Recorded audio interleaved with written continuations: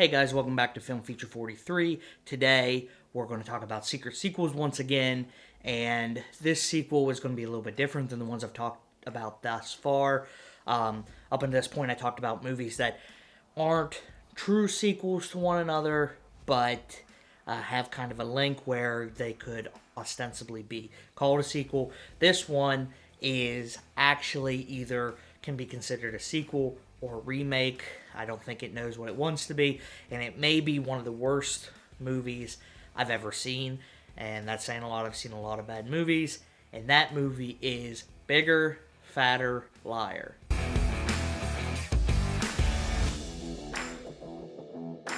So Bigger, Fatter, Liar came out in 2017. It's a sequel to Big Fat Liar, which came out in 2002, which stars Frankie Muniz, Amanda Bynes, and Paul Giamatti. So if you haven't seen Big Fat Liar, I'll give you a little bit of a breakdown. A kid who lies constantly is kind of given one last shot to do this paper. Why don't you read us your story? You know what? Let's give someone else a chance. No, I think we'd all like to hear yours. You did do it, didn't you? Miss Caldwell. Can I call you Phyllis? No. Understood. But as much as I wanted to write my paper, I really wanted to write my paper, I couldn't. And it's because I spent all last night in the Greenberry General Emergency Room. And his father is very disappointed in him for lying. He goes and writes the paper. He actually does it himself. He doesn't lie about it. He's on his way to school on a bike and runs into a limousine. He fakes an injury, so the gentleman in the limousine, played by Paul Giamatti, gives him a ride to school. Ash. Actually, my neck does feel pretty stiff. Get in the car. We find out that Paul Giamatti's character's name is Marty Wolf, who is a movie producer, and Frankie Muniz's character drops his assignment in the car. His name is Jason Shepard, and he leaves the limousine, and Marty Wolf finds the assignment on the floor, and the movie goes on. Frankie Muniz gets in trouble for not having an assignment, and we find out that Marty is going to make a movie called Big Fat Liar out of the assignment that he found. Jason Shepard flies out to Hollywood with his best friend, who is Amanda Bynes, and he says, hey, I'm going to give you a chance. Tell my father that you stole this, and there won't be any other repercussions. And Paul Giamatti says, no way. So you get all these hijinks where they dye his skin blue, and they dye his hair orange and make him look like an idiot and essentially ruin his life. Ho! What the?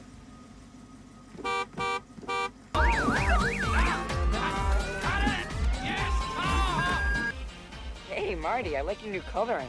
It works for you. You did this? Yep, and it can end anytime. All I have to do is make one phone call to my dad. Shouldn't be much of a problem since that headset is super glued to your ear.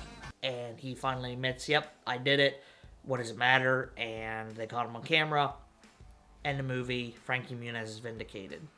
So it's essentially The Boy Who Cried Wolf, but instead of a boy and a wolf, it's Agent Cody Banks and the Rhino from Amazing Spider-Man 2 with the last name Shepard and Wolf. It's the analogy. And that was done in 2002, like I said. So in 2017, Universal Studios decided to do the exact same thing, except worse acting, worse dialogue, and just a terrible movie altogether. Exactly happened to your face? I don't know. What happened to yours? This movie's so bad, it doesn't even have its own Wikipedia page. I tried to look it up to look up some information on the background, and if you click the link to a Wikipedia page for it, it just doesn't exist. It takes you to the original's movie review. So what happens in this film is the setup is exactly the same. Kid gets in trouble for plagiarizing. He has to hand an assignment. Only this time, the dad takes the wheels off the car and he's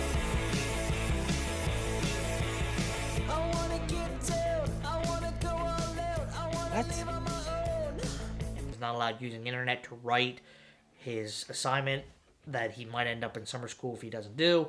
Gets hit by a limousine, gets in, he shows the guy, hey, this is my idea for a video game, and the guy, instead of finding the project, he blatantly steals it and throws the kid, who in this film's name is Kevin Shepard, out of the car. Columbus. Video Game Expo. I wrote a game. Hey, can I have that back? Sure. Ow! Hey, come back! Instead of Marty Wolf in this version, it's Larry Wolf, and he is a video game producer who now blatantly stole this kid's video game. So we don't even have to wait for the kid to find out. He already knows that his video game's stolen. His dad goes out of town and leaves him with his credit card and enough money to last until he gets back.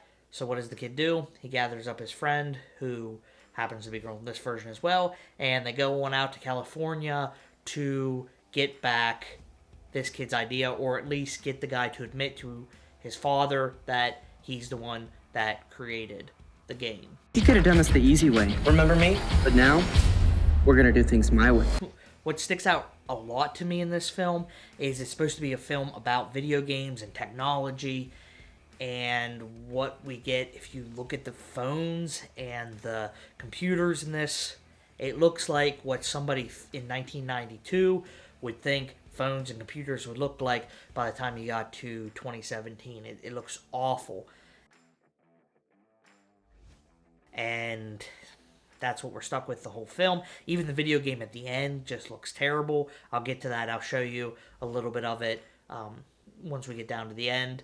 But it just, the digital effects in this are just awful. One thing I did find was the guy who plays Larry Wolf in this film also played a grandfather in the film Granddaddy Daycare, which I didn't even know existed. It came out in 2019.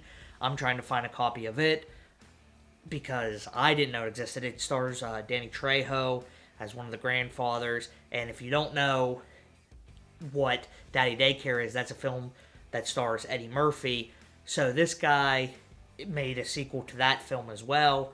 He must just be in the habit of making bad sequels. I don't know. But we get out to California and Kevin says, hey, you need to tell my dad what you did because he is very disappointed in me right now. And obviously the guy says no. So Kevin clones his phone. And on this guy's phone, he has his credit card numbers and his house numbers to get into the home for the security system and the alarm system and a bunch of stuff that you wouldn't normally have on your phone. So Kevin uses the credit card to home alone to himself into a hotel room. Gave me his credit card and said whoever was checking people in to let me in the hotel room so I won't get into mischief. And ma'am, sometimes I do get into mischief. We all do. And they buy a bunch of clothes, and there's no alerts or text messages on Wolf's phone to say, hey, you got these weird charges. The bank calls them, and the call gets forwarded to Kevin's phone, and Kevin just says, nope, that's me, don't worry about it, I'm Larry Wolf. And so the bank doesn't bother with the blatant fraud that's going on for the rest of the film. So in the first film, all the things that they do to Marty Wolf is kind of self-inflicted. They do dye his pool and dye his hair with shampoo and stuff, but he kind of does that all to himself.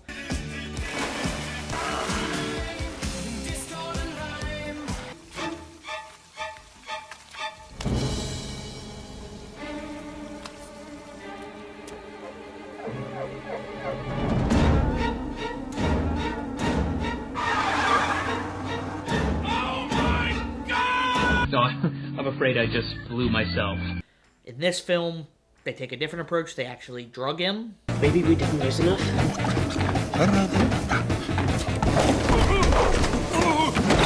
And while he's asleep, they dye his skin white instead of blue like the original, dye his hair black instead of red like the original, and kind of put this mime type makeup on him so he looks like a mime. And they rig his car to blow the horn constantly, and his lights go off and the windshield wipers and everything like the original. Moron! Except this time a cop intervenes, and they plant a fake gun in his car, and the cop kind of freaks out, so Marty gets tased. That's kind of two bad lessons right in a row, especially in this day and age, of planting a gun on somebody's person and drugging them, even though it is for justice as the film tries to portray it.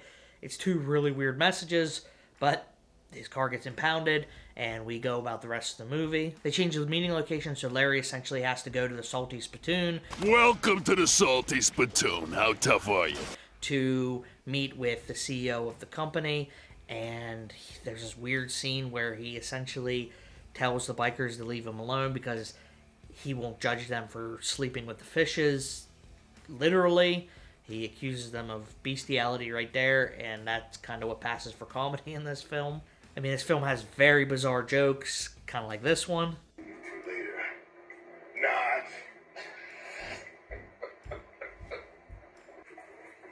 Why do they call it a ghost pepper? Maybe because nobody who eats one lives long enough to warn you not to? And there's also this weird portrait of Willem Dafoe dressed as Michael Myers on the guy's office wall. I think it's supposed to be a portrait of him, but let me know what you think. It looks like William Dafoe to me, but we keep going, and the video game just isn't working. So we find out that Kevin can code better than the coders who was working on the video game in the first place, and they get the game up and running, and Wolf takes the credit for the video game. This whole time I didn't mention, but in the original, Dr. Turk from Scrubs was a limo driver that was kind of helping the kids do this stuff to Wolf. But in this film, they get a stereotypical Russian guy to help them, who's also a limo driver, and his contributions are that they should kill Wolf or burn down his house whenever they get there. And it's played off as a joke, but again, very odd jokes to have. The dialogue in this is very choppy. I don't know if it's the acting on the actor's part or if it was just the dialogue they were given, but it doesn't really work in most scenes. Like I said before, the final product looks just terrible, but the CEO loves it.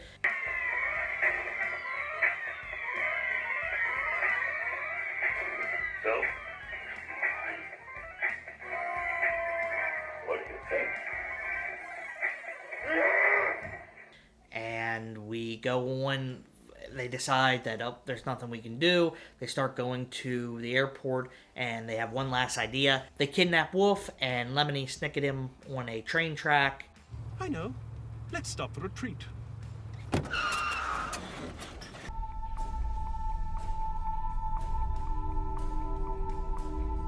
He admits what he did. They have it on tape.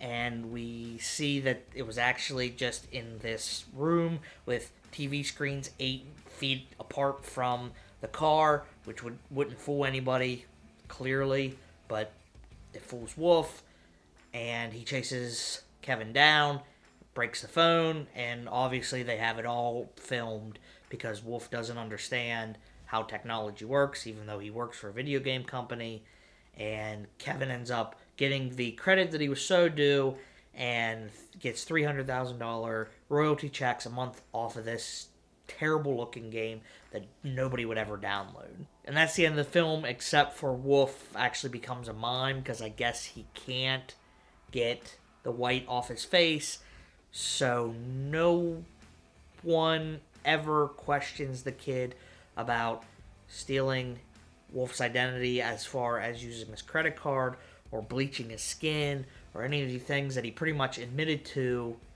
Just because Wolf is a bad guy, everybody overlooks that, and Wolf never presses charges like what would happen in the real world. I'm not exactly sure how that works, but that's the end of the film. So there you have it, guys. The sequel to Big Fat Liar, which as a kid I loved that movie. I loved Frankie Muniz in Malcolm in the Middle and Agent Cody Banks and Big Fat Liar and everything that he was really in. He was a really good actor. And I don't understand who this film is for. I didn't even know it existed. I found it in a Dollar Tree, dollar movie bin, and picked it up and figured I'd watch it. And I kind of wish I wouldn't have. It is really pretty much a Disney Channel original movie as far as the acting talent and the dialogue goes. The only person who seemed to have any real talent was the guy who played Larry Wolf. Even though he was so over the top, he kind of had moments where it was kind of funny, but not really. There was nothing that truly made me laugh like the intent was.